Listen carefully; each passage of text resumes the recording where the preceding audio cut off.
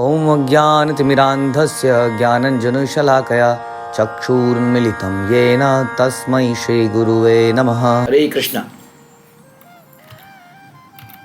श्रीमद् भगवद गीता यथारूप अध्याय 3 कर्मयोग श्लोक संख्या 19।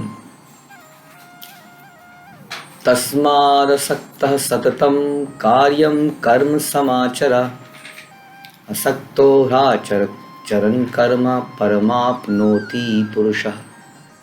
अतः कर्म फल में आसक्त हुए बिना मनुष्य को अपना कर्तव्य समझकर निरंतर कर्म करते रहना चाहिए,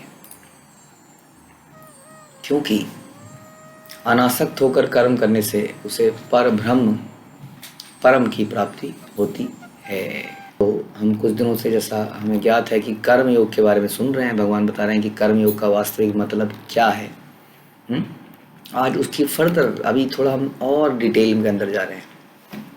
अभी तक हमने सुना कि भगवान की प्रसन्नता के लिए किया गया कार्य को यज्ञ कहते हैं। यज्ञ के बिना वर्षा नहीं होती है, वर्षा के बिना अन्न नहीं होता है, संसार नहीं चलता है। यानी कि कृष्ण को प्रसन्न किया जाए तो ही संसार चलता है। आज थोड़ा सा बता रहे इस काम को कैसे किया जाता है, जो कि सबसे महत्वपूर्ण पहलू है। कोई कार्य कर्म योग है या कर्म है, उसमें कैसे फर्क पता चलेगा।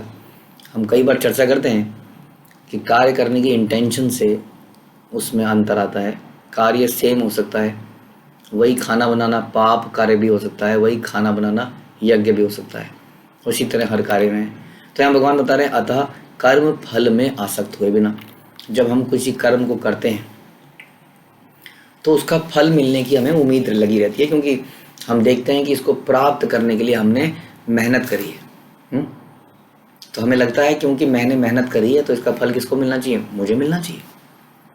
अक्सर हम अपने जब हम फेल होते हैं किसी कार्य में तो हम कई लोगों को दोषी ठहराते हैं। समय सही नहीं था, तबीयत सही नहीं थी, मौसम सही नहीं था, किसी दुष्ट ने रास्ते में अड़ंगा अटका दिया, किसी ऊपर, किसी समय पर, किसी परिस्थिति पर, किसी व्यक्ति पर हम दोष लगाते हैं। लेकिन जब हम सफल होते हैं तो जनरली हम उसका सारा क्रेडिट अपने ऊपर ही लेते हैं। हाँ, मैंने बहुत अच्छा प्लान किया था, होना ही था। मैंने बहुत मेहनत करी, होना ही था। ऐसा होता है कि नहीं?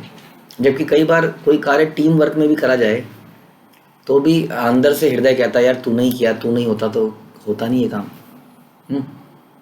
तो ये हमारी नेचर है। प्रकृति क्रियावनानि गुणा कर्म सर्वशा अहंकार विमूढ़ आत्मा कर्ता हम मिति मन्यते। इस प्रकार अहंकार से डूबा हुआ व्यक्ति हर चीज में अपने आप को कर्ता मान बैठता है। वो सोचता है मैंने किया, मैंने मेहनत की, मुझे मिलना चाहिए, इस पर मेरा हक है। हाँ, क्योंकि हमें बचपन से ही हक मांगना सिखाया गया है। कंज्यूमर राइट्स के लिए लड़ो, अपने मौलिक अधिकारों के लिए लड़ो। हाँ, सर्विस प्रोवाइडर से लड़ो, हर किसी से लड़ो, दूध वाले से लड़ो, सब्जी वाले से लड़ो, काम वाले से लड़ो। लड़ोगे नहीं तो मिलेगा नहीं। तो इसलिए हमने हर चीज़ को अपना हक बना लिया है। हम लगता है ये मेरा हक है, मैंने उसको पैसा दिया, he should deliver me service. जबकि भगवद गीता में आगे आप पढ़ेंगे, भगवद गीता में बताती है किसी कार्य को करने के 5 कारण होते हैं। हमने सुना, इंद्रियां, शरीर, एंडीवर यानी कि प्रयास, परमात्मा। इस प्रकार से कई सारी चीज़ें हैं, आप जानते ही हैं। शरीर साथ ना दे तो हम कर ही नहीं सकते हैं। शरीर किसका है? शरीर तो मेरा नहीं है। हाँ, क्या मैं तो सिर्फ खाना खा लेता हूँ, अंदर ये पता नहीं क्या क्या करता रहता है, किसकी डायरेक्शन में करता है, आई डोंट नो। हमारा लीवर, हमारा जो भी अंदर चल रही हैं चीज़ें, वो किसकी डायरेक्शन में चल रही है? मेरी डायरेक्शन में तो नहीं चल रही भैया। मेरी डायरेक्शन में चल रही होती तो मेरे को कभी लूज मोशन ना होते। मैं बोलता पेट इस बर्गर को पचा ले, पेट पचा लेता। मैं कहता पेट अब एक पिज़्ज़ा भी खाऊंगा, अब इस पिज़्ज़ा को पचा ले। पेट अब मैं एक पूरी थाली खाऊंगा, साउथ इंडियन थाली। तो फिर तो हम आदेश देते और पेट मानता। पेट को बोलते पेट मल बन के सब निकाल दे, दूसरी मील का समय आ गया है। हम तो खाते ही रहते, लेकिन हम देखते हैं कि हमारे हिसाब से कुछ नहीं चलता है। फिर भी हम कहते हैं शरीर मेरा है। मेरा है तो मेरे हिसाब से क्यों नहीं चलता है? तो इसलिए आप देखें, इसलिए भगवान कहते हैं कि शरीर भी एक इंडीवर है, मतलब एक कारण है किसी कार्य को करने के लिए, यंत्र है। ये यंत्र हमने नहीं, हमें गिफ्ट में मिला है। इसके अंदर की इंद्रियां हमें गिफ्ट मिली हैं, प्रयास करने की इच्छा, हम प्रयास करते हैं, तो ये सारी चीज़ें तभी संभव हो पाती हैं अल्टीमेटली जब परमात्मा का सैंक्शन होता है। अल्टीमेटली फल देने वाले तो परमात्मा ही है। हमारे कार्यों के अनुसार, हमारी इच्छाओं के अनुसार हमें सांसारिक, आध्यात्मिक वगैरह अच्छा बुरा फल मिलता है। लेकिन वो फाइनल वर्डिक्ट देने वाला सुप्रीम कोर्ट का जज है परमात्मा, जो हमारे हृदय में बैठे हैं। तो इस प्रकार से किसी कार्य को करने में बहुत सारे कारण हैं, लेकिन हम सोचते हैं कार्य मैंने किया है, इसका फल मुझे ही मिलना चाहिए। लेकिन यहाँ बताया जा रहा है कर्म फल में आसक्त हुए बिना। तो हम जो कर्म करते हैं उसके बदले में जो फल आएगा उससे हमारी आसक्ति नहीं रहनी चाहिए। क्वेश्चन ये आता है कि हमारी आसक्ति हो क्यों जाती है, क्यों हो जाती है हमारी आसक्ति? जैसा अभी हमने डिस्कस किया, एक्चुअली में संसार में हमारे जितने भी दुख हैं आप देखेंगे उसका मोस्टली उसका जो कारण है वो आसक्ति है। देखिए, हमें या तो अपने संबंधियों से आसक्ति होती है, जब वो अच्छा नहीं करते जीवन में तो हमें बुरा लगता है, दुख होता है। मेरे बेटा बहुत पढ़ लिख नहीं पाया, पैसा नहीं कमा पाया, मेरा बेटा भक्त नहीं बन पाया, काश वो भक्त बन जाता, मेरा बेटा एक चरित्रवान व्यक्ति नहीं बन पाया, या मेरी बेटी नहीं बन पाई, या ये हमारी आसक्तियाँ होती है ना कई चीज़ों में। तो कई बार ये आसक्ति हमारे दुखों का कारण है। कई बार हमें घर से हो जाती है, कई बार किसी वस्तु से हो जाती है, क्योंकि कोई भी वस्तु निरंतर हमारे पास रहती नहीं है। इसलिए आसक्ति जब टूटती है तो बड़ा पेन होता है, बड़ा दुख होता है। और आसक्ति में अक्सर व्यक्ति अंधा हो जाता है, क्योंकि अटैचमेंट से जायते विषयान पुंसा संगस्तेषु बजायते। संगस्ते, ये जो संग कैसे पैदा होता है? चिंतन करने से। जब हम चिंतन करते हैं हम संसार की वस्तुओं के बारे में, how to decorate my home, तो घर से आसक्ति जाती है। हाँ, या अपने लाल के बारे में चिंता करते रहते हैं, बिहारी लाल के बारे में चिंता नहीं करते हैं, अपने लाल के बारे में चिंता करते रहते हैं, तो हमें उस लाल से आसक्ति हो जाती है। और फिर उसकी गलत हरकतों से हमें बड़ा दुख होता है कि नहीं? संसार में ही तो होता है, अपने संबंधियों के रिलेटेड दुख होता है, कुछ अपनी संपत्ति से रिलेटेड दुख हो जाते हैं क्योंकि उससे भी आसक्ति है, कुछ शरीर से रिलेटेड दुख होते हैं क्योंकि उससे भी आसक्ति है। तो आसक्ति हमारे समस्याओं का कारण है वास्तव में। और आसक्ति क्यों होती है हमें किसी चीज़ से? अभी नेक्स्ट क्वेश्चन है, कितनी सारी चीज़ें हैं, हाँ, उनसे तो हमें पड़ोसी के बंगले से आसक्ति नहीं होती, अपने बंगले से क्यों आसक्ति होती है? क्योंकि पहला वाला जो हमने समझा, हमें लगता है ये मैंने पैदा किया, ये मैंने अर्जित किया, ये मेरा है, या मुझे इनहेरिटेंस में मैंने अपने परिवार वालों से मिला तो ये मेरा है। तो जैसी मेरा हो जाता है कोई चीज़ तो उससे आसक्ति हो जाती है, मेरा शरीर, उससे आसक्ति हो जाती है। और उस आसक्ति के कारण हमारे जीवन में बहुत सारे दुख आते हैं और हम कोई भी डिसीजन सही नहीं ले पाते हैं, क्योंकि आसक्ति में व्यक्ति अंधा हो जाता है। हाँ, संगात संजायते कामः, कामः क्रोध अभिजायते, क्रोधात् भवति सम्मोहः, सम्मोहः स्मृति विभ्रम। तुम्हारी स्मृति समाप्त हो जाती है। यही हमने सुना था भगवद गीता में 2 अध्याय में, किस प्रकार से ध्यान लगाने से हमारे अंदर आसक्ति पैदा होती है, काम पैदा होता है, क्रोध पैदा होता है, बुद्धि खराब हो जाती है, राइट। तो हम सही गलत का डिसीजन नहीं ले पाते हैं। जैसे कि धृतराष्ट्र को बहुत समझाया गया, उसको समझ में आना चाहिए था कि ये पांडवों से युद्ध कर रहा है, धर्म युद्ध कर रहे हैं, कृष्ण उनके साथ हैं, लेकिन वो अंधा हो गया, अपने बेटे को मना नहीं कर पाया। अक्सर हम भी अपने बच्चों को कई बार मना नहीं कर पाते हैं आसक्ति के कारण, उनके गलत कार्यों को भी मना नहीं कर पाते हैं। आसक्ति, तो आसक्ति न केवल हमें दुख देती है बल्कि दूसरे के, सबके जीवन में दुख फैलाती है, क्योंकि उससे डिसीजंस जो हम लेते हैं वो भी गलत ले लेते हैं।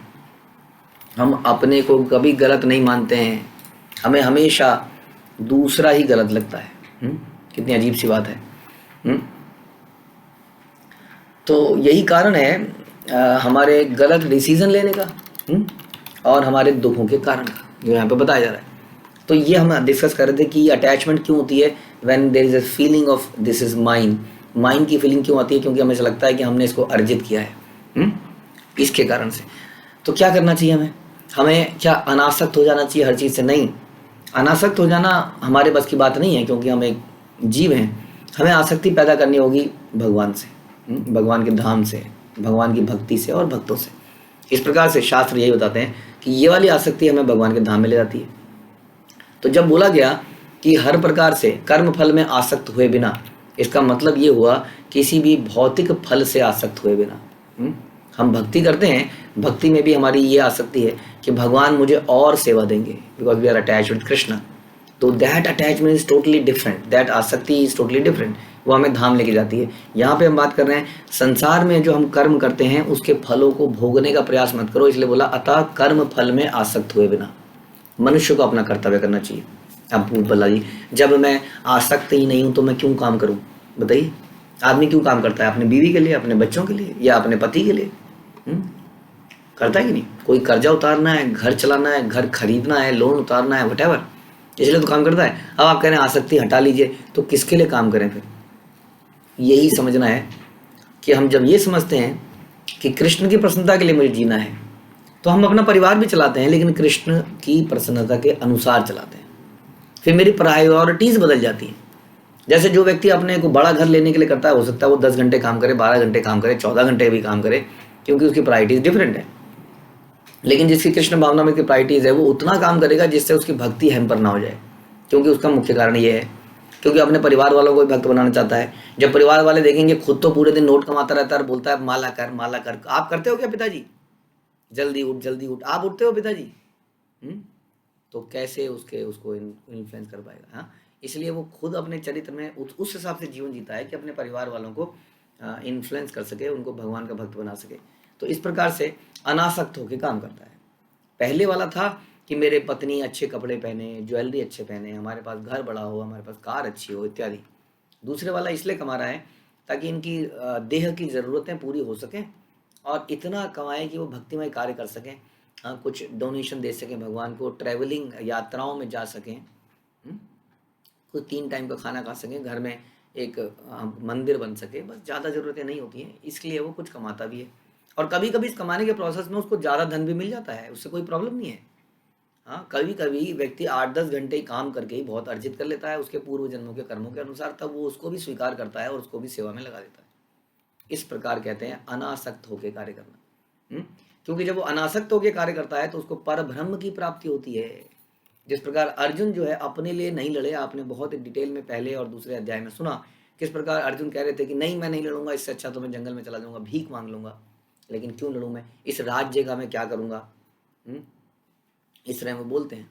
यानी कि उन्होंने जो युद्ध लड़ा वो अपने लिए नहीं लड़ा, लेकिन भयंकर तरीके से लड़ा। सोचिए, यानी कि बिना आसक्त हुए भी लोग पूरे 100% देकर कार्य कर सकते हैं, क्योंकि वो कृष्ण की प्रसन्नता के लिए करते हैं। इसलिए कर्म फल की आसक्ति से अर्जुन बिल्कुल रहित था, जो कि आगे होगा। अभी तो भगवान उसी को प्रवचन दे रहे हैं, लेकिन यही प्रवचन दे रहे हैं और यही वो करता है। बाद में वही अर्जुन गांडीव उठाता है और अपना कर्तव्य पूरा करता है। इसलिए कर्म फल से आसक्त होने का बिना मतलब है कि जो हम करते हैं संसार में उसको हम भोगने का प्रयास ना करें। यदि हम करेंगे तो हमारे जीवन में दुख आएगा, जैसे हमने सुना आसक्ति से दुख आते हैं। यदि हम अनासक्त होकर कर्म करेंगे कृष्ण की प्रसन्नता के लिए तो हम सही डिसीजन लेंगे, क्योंकि आसक्ति में हमारी बुद्धि समाप्त हो जाती है, जैसे हमने सुना। अनासक्त होकर हमारी बुद्धि सही काम करती है, हम इंस्ट्रक्शन से अटैच्ड होते हैं, हम कृष्ण से अटैच्ड होते हैं, हम गुरु की इंस्ट्रक्शन से अटैच्ड होते हैं। इस प्रकार कर्म कब करना है? दिन में 3 बार, खाने से पहले, खाने के बाद, रात को सोने से पहले नहीं, निरंतर। भगवान कह रहे हैं निरंतर कर्म करते रहना चाहिए। बिकॉज अगर आपने थोड़ी देर भी ऐसा कर्म नहीं किया तो उतनी देर में आप जो भी कर्म करेंगे वो आसक्ति के अंडर करेंगे और उससे एक रिएक्शन खड़ा होगा जो कि हमारे लिए बड़ा भयानक होगा। प्रभुपाद कह रहे हैं कि इस प्रकार जो कार्य करता है वह निश्चित रूप से जीवन के लक्ष्य को प्राप्त करता है। कृष्ण भावना व्यक्ति में फल के प्रति लेश मात्र भी आसक्ति नहीं होती, वो कृष्ण के लिए कार्य करता है, वह समस्त कर्मों में रत रहकर भी पूर्णतः अनासक्त कहलाता है। समस्त कर्मों में रत है लेकिन फिर भी पूर्णतः अनासक्त कहलाता है। ठीक है, आई होप आप इसको समझे होंगे। यदि कोई प्रश्न होगा तो जरूर पूछिएगा। हरे कृष्णा। श्रील प्रभुपाद की जय। भगवद गीता की जय।